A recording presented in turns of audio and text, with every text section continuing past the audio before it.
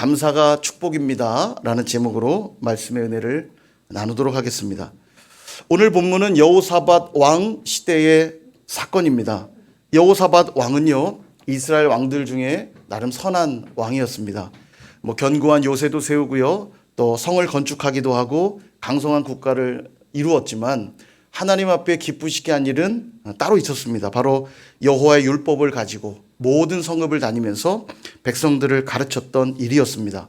이것이 항상 하나님 앞에 가장 중요한 기준입니다. 하나님께 칭찬받을 일들 많겠습니다만 하나님이 가장 기뻐하는 일은 뭐냐면 하나님 말씀을 사랑하고 사모해서 순종하는 일, 이것이 바로 하나님이 가장 기뻐하시는 일이죠.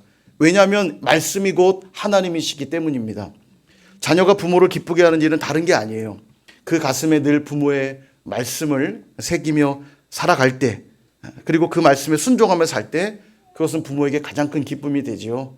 부모가 늘 자녀와 24시간 동행하지 않지만 부모가 자녀를 위해 해준 말들을 늘 기억하며 그 말씀을 마음에 새기며 산다면 그것은 부모와 늘 24시간 동행하는 것과 다르지 않을 것입니다. 결국 그렇다면 부모의 말이 곧 그 자녀에게는 부모가 되겠죠. 이게 바로 말씀이 하나님이라는 의미가 아닐까 생각해 보게 됩니다. 동일하게 이 땅을 사는 그리스도인들 역시 하나님 말씀을 가슴에 품고 살아간다면 이것이 하나님이 가장 기뻐하시는 일이 아닐까, 그렇게 믿으시기를 주님의 이름으로 축원드립니다. 그러나 이렇게 참 잘했잖아요. 모든 성읍을 다니며 율법을 가르치고 참 너무 잘했음에도 불구하고 여호사밧에게 어려움이 찾아오게 됩니다. 모압, 암몬, 마온의 연합군들이 동맹을 맺고요, 이 여호사밧을 쳐들어오게 됩니다. 뿐만 아니라 당시의 최강대국이었던 아람 나라가 위에서부터 또 쳐들어오게 되거든요. 그러니까 사방으로 둘러싸이는 절체절명의 위기의 상황에 놓이게 됩니다. 우리가 신앙생활할 때 가장 어려운 대목이 여기가 아닐까 생각돼요. 나름 신앙생활 열심히 했는데 왜 내게 어려운 일들이 계속되는 것일까? 동방의 의인이라 불렸던 욥도요, 하나님 앞에 의인이었지만 그에게 찾아온 것은 큰 고통이었습니다. 재산을 다 잃고 자녀를 다 잃고 그 몸에 엄청난 질병이 임해서 큰 고통 가운데 있게 되죠. 아브라함을 믿음의 조상이라고 부르셔서 내가 너로 많은 민족을 세우겠다고 약속하셨지만 하나님은 그에게 자녀를 허락해 주시지 않아요. 이게 얼마나 고통스러운 일입니까? 나중에 어렵게 자녀를 허락해 주시지만 하나님은 또 그에게 그 자녀를 내게 바치라고 말씀하시기도 합니다. 요셉에게 꿈을 주시며 아버지와 어머니와 형들까지도 절하는 그런 이상하고도 특별한 꿈을 꾸게 하셔놓고는 그 앞에 닥친 상황은 억울하고 답답한 상황들만 계속 맞이하게 되죠. 출애굽하여서 홍해까지 건너게 하신 이 구원의 하나님은 그들을 광야로 밀어넣으셔서 40년간 광야 생활을 하도록 두십니다. 성경에는 이런 이야기가 끝도 없이 등장하거든요. 그러나 결론은 항상 같습니다. 왜 하나님이 그들을 힘들게 하시냐면, 왜 그들을 어렵게 하시냐면 그들을 고통스럽게 하시려고 하는 것이 아니라 그들의 믿음과 신앙을 더 단단하게 하시려고 시험을 주고 계시다라는 것입니다. 요즘 우리가 베드로전서 말씀 묵상하고 있는데요, 베드로전서 말씀도 얘기하죠. 우리를 연단하려고 오는 불시험을 이상히 여기지 말라. 여러분, 그리스도인들에게 시험이 찾아오는 건 이상한 일이 아닙니다. 뭘 잘못했기 때문에 오는 것은 더더욱 아니고요, 도리어 그 시험으로 인해 우리의 신앙을 더 단단하게 하고 우리의 믿음을 금보다도 더 귀한 것으로 빚으시기 위함이라는 사실을 믿으시기를 축원드립니다. 시험 문제를 풀어봐야 내 실력을 알죠. 틀린 것이 있다면 다시 풀어보아서 그 부분들을 보완하지 않겠습니까? 그래서 시험은 우리에게 굉장히 중요한 겁니다. 제가 며칠 전에 이번에 수능 시험을 마친 한 전도사님의 따님 이야기를 들었는데요. 저희랑 친한 가정인데 그 따님이 중학교 3학년 때 이제 학교를 검정고시를 봤어요. 학교를 나오고 학교에 잘 적응, 여러 사연 때문에 적응하지 못하고 검정고시로 이렇게 시험을 봤는데 그때 당시에 뭐 형편없죠. 실력이 없어서 이게 수능을 모의고사를 보고 시험 보면 형편없었는데 하나님이 그에게 비전 주시고 공부를 하기 시작한 거예요. 어떻게 공부했나 얘기를 들어보니까 문제를 풀고 자기가 틀린 문제는 똑같은 유형의 문제를 100개씩 풀어봤답니다. 100개씩 계속. 틀린 문제는 100개씩 풀어보면서 계속 보완을 한 거죠. 이번에 수능을 봐서 지금 가채점을 해봤는데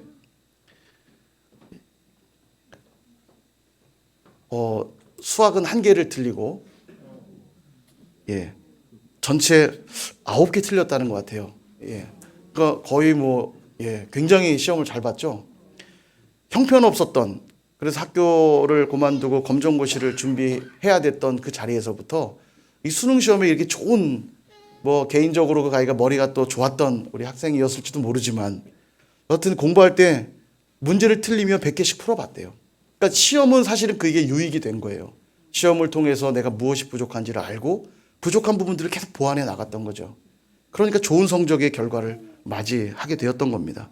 지금 여호사밧에게서 그런 시험이 지금 찾아온 것이에요. 백성들과 함께 율법을 배우고 가르치며 말씀을 함께 공유했고요. 그 말씀에 의지하여 나라의 여러 제도들을 정비했고 또 하나님만 섬기도록 그렇게 백성들을 권면하였습니다. 그리고 이제 시험을 통해 그 신앙을 점검받고 있는 거죠. 이때 여호사밧이 가장 먼저 한 행동은 뭐냐? 역대하 20장 3절, 오늘 읽은 본문 앞쪽에 있는 말씀인데요. 이렇게 성경은 기록합니다. 여호사밧이 두려워하여 여호와께로 낯을 향하여 간구하고 온 유다 백성에게 금식하라 공포하매. 여호사밧이 가장 먼저 한 행동은 뭐였냐면 낯을 향하여 간구하는 일이었습니다. 여호와를 향하여 간구하는 일이죠. 그러므로 여러분 어려움 중에 혹시 계십니까? 이것도 해보고 저것도 해보고 안 될 때 기도하는 것이 아니라 곧바로 기도의 자리로 나아가실 수 있기를 축복합니다. 우리 하나님이 기대하시는 것이 바로 그것이거든요. 12절까지가 계속 여호사밧의 기도의 내용인데 그 마지막 기도의 핵심이 12절에 나옵니다. 역대하 20장 12절, 우리 하나님이여 그들을 징벌하지 아니하시나이까 우리를 치러 오는 이 큰 무리를 우리가 대적할 능력이 없고 어떻게 할 줄도 알지 못하옵고 오직 주만 바라보나이다 하고, 이 마지막 기도의 핵심이 뭐가 나오냐면 우리는 오직 주님만 바라봅니다.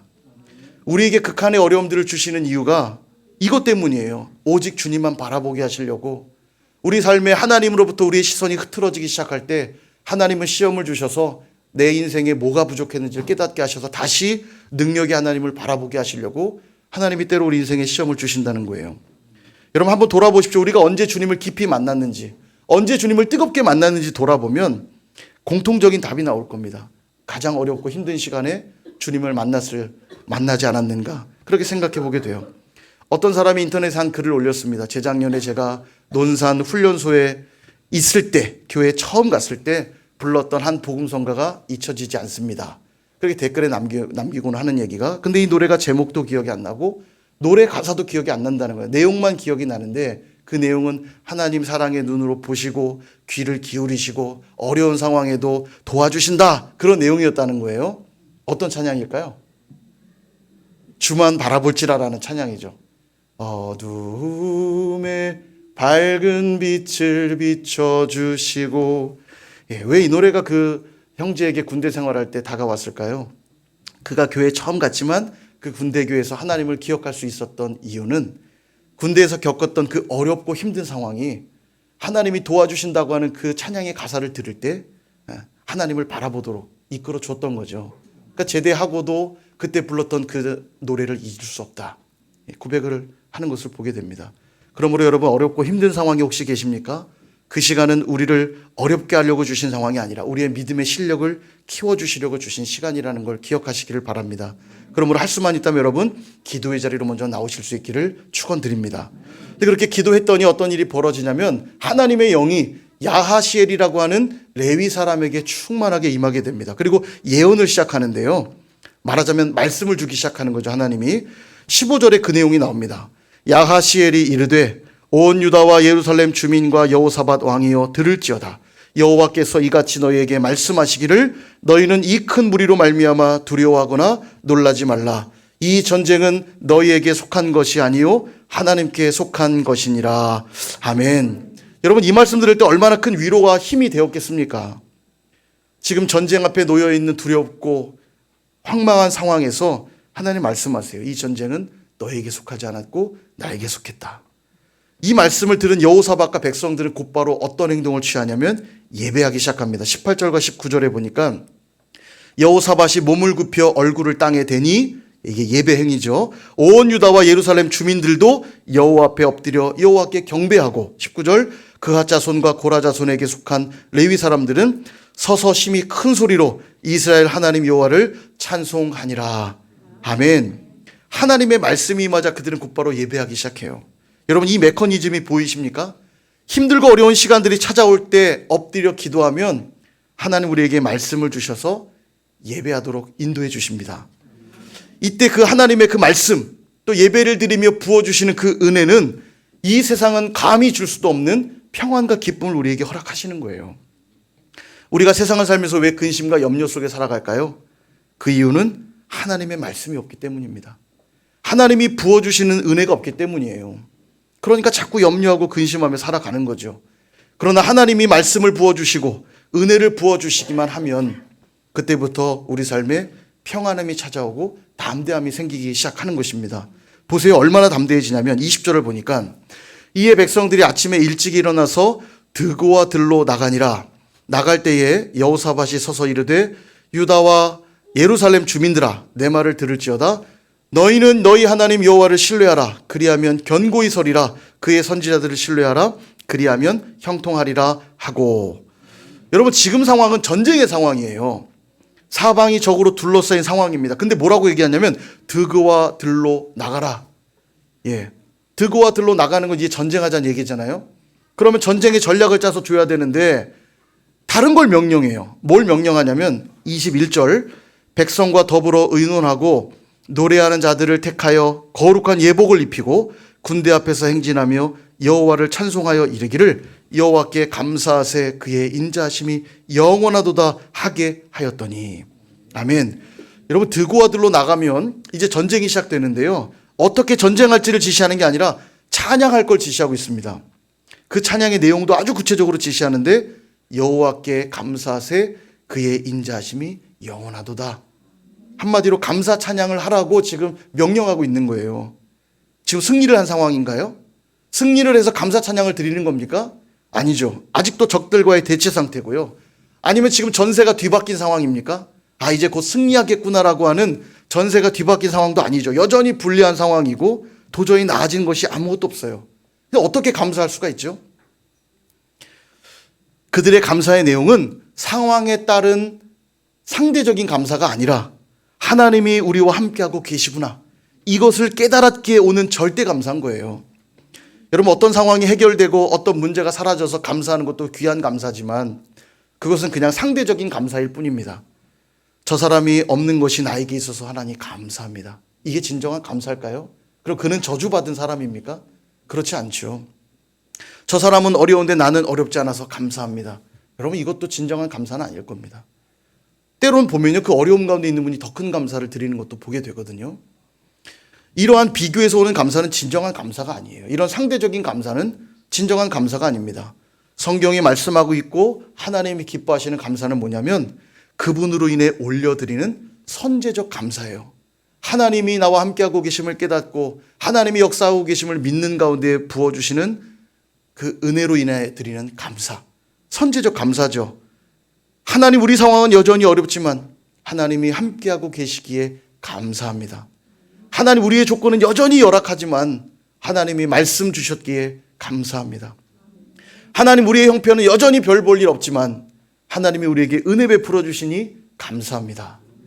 여러분, 이와 같은 감사는 하나님이 나와 함께하고 계심을 깨달았을 때, 하나님의 말씀이 허락되었을 때, 하나님이 은혜 부어 주셨을 때 나오는 진정한 반응이라는 거예요. 이게 바로 진정한 감사고, 이런 감사는 무조건 선제적일 수밖에 없어요. 이제 하나님이 그 고백을 받으시고 일하실 거거든요. 그래서 여러분, 감사는 항상 선제적이어야 됩니다. 문제가 해결돼야만 감사하고 뭔가 내가 원하는 것이 이루어져야만 하는 감사는 진정한 감사가 아니고요. 여전히 나의 상황이 어렵고 힘들지만 하나님이 나와 함께하고 계시고 하나님이 내게 말씀 주시고 하나님이 내게 은혜 부어주셨음을 깨달았을 때 우리는 먼저 감사를 하는 겁니다. 그럴 때 역사가 시작되는데요. 한번 볼까요? 22절을 보시면 그 노래와 찬송이 시작될 때에 여호와께서 복병을 두어 유다를 치러 온 암몬 자손과 모압과 세일산 주민들을 치게 하심으로 그들이 패하였으니. 아멘. 이스라엘 백성이 한 거라고는 뭐죠? 그들이 한 것이라고는 감사 찬양하는 일뿐이었습니다. 전쟁을 준비한 것도 없고요. 나가 전쟁하지도 않았습니다. 그들이 한 것이라고는 감사 찬양 드리는 일. 그러자 하나님이 역사하셔서 적들끼리 서로 치고받는 상황이 벌어지는 겁니다. 완전히 그들이 패하게 되죠. 오후에도 이 말씀 이어서 보게 되겠지만요, 이 일로 모두 진멸했다. 성경은 그렇게 기록합니다. 여러분, 내가 나가 싸워봐야 얼마나 대승을 거두겠어요. 근데 하나님이 싸우시면 완전하고 완벽한 승리를 거두게 되는 것입니다. 이런 승리는 내가 만들어낼 수 있는 게 아니잖아요. 그렇다면 우리는 뭐만 하면 돼요? 선제적인 감사만 하면 되는 거예요. 그래서 여러분, 감사는 기도이고요. 그래서 감사는 예배이고요. 그래서 감사는 찬양입니다. 사랑하는 여러분, 1620년 9월에 102명의 청교도인들이요, 신앙의 박해 속에서 신앙의 자유를 찾아 메이플라워호라는 배를 타고 신대륙을 향해 출발합니다. 66일간, 대략 한 2달간의 긴 항해 끝에 신대륙에 도착하게 되는데요. 신앙을 찾아 결단했으니 이후에 잘 풀려야 되는 거 아닙니까? 근데 그의 겨울이 얼마나 혹독했던지, 9월에 출발했으니까 그들이 도착했을 때는 11월이 넘은 한겨울이에요.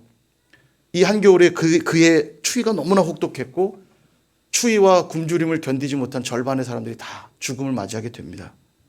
그리고 이듬해 원주민들의 도움으로 씨를 뿌리고 농사를 하기 시작하면서 그 이듬해 가을에 크게 수확을 하게 되면서 원주민들과 함께 축하 행사를 벌이게 됩니다. 이게 바로 추수감사절의 기원이에요.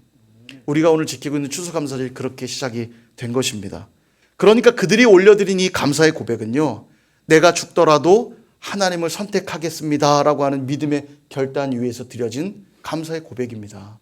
하나님의 상황들을 다 풀어주셔서 드린 감사의 고백이 아니라 그들이 신앙을 선택하기 위하여 고향을 등지고 아무것도 없는 척박한 땅에 도착해서 많은 사람이 죽어나가는 그 상황 속에도 내가 하나님을 믿고 하나님만 의지하며 살겠다는 그 결단 위에 하나님이 수확하게 하시고 감사의 고백을 받으셨다는 거예요. 그 놀라운 건 이러한 감사의 고백 위에 세워진 나라가 미국 아닙니까? 미국이라고는 엄청난 나라, 지금도 문제는 많습니다만 여전히 하나님의 놀라운 축복 가운데 있는 나라가 아닌가 생각이 들어요. 결국 감사는 하나님께로부터 나오는 신앙 행위입니다. 다시 말해서 하나님을 선택한 자들에게만 주시는 축복이 감사라는 거예요. 여러분, 올 한해 어떻게 살아오셨습니까? 감사로 충만한 한 해이셨습니까? 아니면 내 삶에 부족한 것들, 내 삶에 어려운 것들, 마음에 들지 않는 부분 때문에 불평하고 원망하며 올 한해 살아오셨습니까? 여러분, 먼저 엎드려 기도하실 수 있기를 축복합니다. 그리고 말씀을 붙드시고 예배하시기를 바랍니다. 그럴 때 우리 안에 감사가 회복될 줄로 믿습니다. 여전히 상황은 어렵겠지만, 여전히 조건은 열악하겠지만 선제적 감사를 하나님께 올려드릴 때 비로소 하나님의 놀라운 일하심을 보게 될 줄로 믿습니다.